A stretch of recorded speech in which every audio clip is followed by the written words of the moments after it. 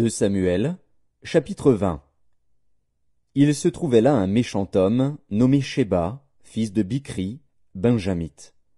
Il sonna de la trompette, et dit, Point de part pour nous avec David, point d'héritage pour nous avec le fils d'Isaïe. Chacun à sa tente, Israël. Et tous les hommes d'Israël s'éloignèrent de David, et suivirent Sheba, fils de Bichri. Mais les hommes de Juda restèrent fidèles à leur roi, et l'accompagnèrent depuis le Jourdain jusqu'à Jérusalem. David rentra dans sa maison à Jérusalem. Le roi prit les 10 concubines qu'il avait laissées pour garder la maison, et il les mit dans un lieu où elles étaient séquestrées. Il pourvut à leur entretien, mais il n'alla point vers elles. Et elles furent enfermées jusqu'au jour de leur mort, vivant dans un état de veuvage. Le roi dit à Amasa, Convoque-moi d'ici à 3 jours les hommes de Juda, et toi, sois ici présent. Amasa partit pour convoquer Juda, mais il tarda au-delà du temps que le roi avait fixé. David dit alors à Abishai, Sheba, fils de Bichri, va maintenant nous faire plus de mal qu'Absalom. Prends toi-même les serviteurs de ton maître et poursuis-le, de peur qu'il ne trouve des villes fortes et ne se dérobe à nos yeux. Et Abishai partit, suivi des gens de Joab, des Kérétiens et des Pélétiens, et de tous les vaillants hommes. Ils sortirent de Jérusalem, afin de poursuivre Sheba, fils de Bichri. Lorsqu'ils furent près de la grande pierre qui est à Gabaon, Amasa arriva devant eux. Joab était ceint d'une épée par-dessus les habits dont il était revêtu. Elle était attachée à ses reins dans le fourreau, d'où elle glissa, comme Joab s'avançait. Joab dit à Amasa, Te portes-tu bien, mon frère? Et de la main droite il saisit la barbe d'Amasa pour le baiser.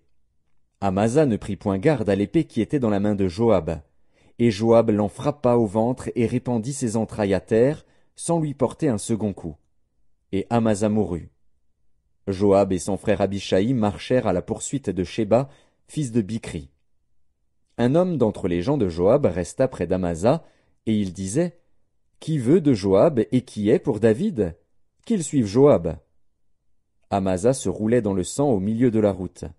Et cet homme, ayant vu que tout le peuple s'arrêtait, poussa Amasa hors de la route dans un champ, et jeta sur lui un vêtement, lorsqu'il vit que tous ceux qui arrivaient près de lui s'arrêtaient. Quand il fut ôté de la route, chacun suivit Joab, afin de poursuivre Sheba, fils de Bichri. Joab traversa toutes les tribus d'Israël dans la direction d'Abel-Beth-Maaka, et tous les hommes d'élite se rassemblèrent et le suivirent. Ils vinrent assiéger Sheba dans Abel-Beth-Maaka, et ils élevèrent contre la ville une terrasse qui atteignait le rempart. Tout le peuple qui était avec Joab sapait la muraille pour la faire tomber. Alors une femme habile se mit à crier de la ville. « Écoutez, écoutez! Dites, je vous prie, à Joab, approche jusqu'ici, je veux te parler. » Il s'approcha d'elle, et la femme dit, « Es-tu Joab? » Il répondit, « Je le suis. » Et elle lui dit, « Écoute les paroles de ta servante. » Il répondit, « J'écoute. » Et elle dit, « Autrefois on avait coutume de dire, que l'on consulte Abel. » Et tout se terminait ainsi.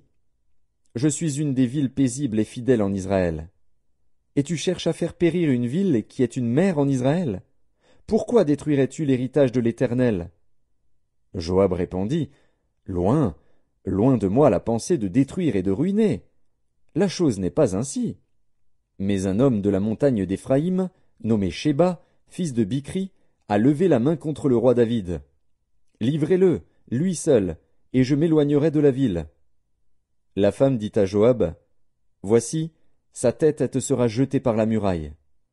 Et la femme alla vers tout le peuple avec sagesse.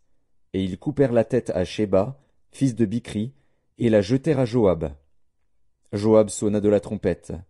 On se dispersa loin de la ville, et chacun s'en alla dans sa tente. Et Joab retourna à Jérusalem, vers le roi. Joab commandait toute l'armée d'Israël. Benaja, fils de Jéhojada, était à la tête des Kérétiens et des Pélétiens. Adoram était préposé aux impôts, Josaphat, fils d'Achilude, était archiviste.